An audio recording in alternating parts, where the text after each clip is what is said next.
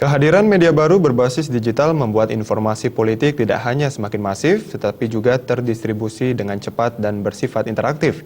Demikian disampaikan Rektor Universitas Warmadewa, Profesor Wijana, pada kuliah umum Universitas Warmadewa di kampus setempat.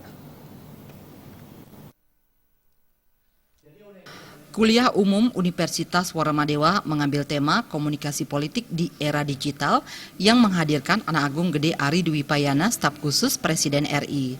Rektor Universitas Warmadewa, Profesor Dewo Putu Wijana mengatakan, saat ini kemajuan teknologi informasi berkembang sangat pesat. Kemajuan teknologi informasi yang pesat ini harus diimbangi pula dengan pengetahuan yang lengkap tentang teknologi digital. Peran era teknologi digital dalam komunikasi politik sangat besar. Melalui kuliah umum yang diberikan oleh pakarnya langsung, seluruh sivitas akademika Universitas Warmadewa diharapkan memahami pentingnya menggunakan teknologi informasi seperti media sosial yang banyak memiliki sisi positif serta sisi negatif. Dalam dunia komunikasi dengan segala karakteristiknya, tidak sedikit aktor politik di sejumlah negara memanfaatkan media sosial seperti Facebook dan Twitter dalam proses kampanye politik. Dunia ini sekarang kan sebetulnya ingin supaya ada respon cepat. Kemudian juga SDM-nya juga di semua bidang. Maka itu ada istilahnya e-commerce, e-government, lain-lain itulah.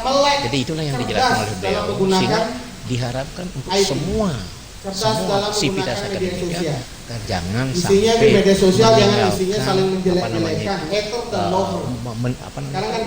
gaptek di dalam kemajuan informasi teknologi, karena kita akan ketinggalan gitu.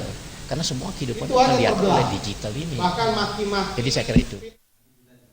Sementara Ketua Yayasan Kesejahteraan Korpri Provinsi Bali, Anak Agung Gede Oke Wisnumurti mengatakan, kuliah umum merupakan tradisi di Universitas Warmadewa yang menghadirkan tokoh-tokoh intelektual dan mengambil kebijakan yang memiliki kapasitas.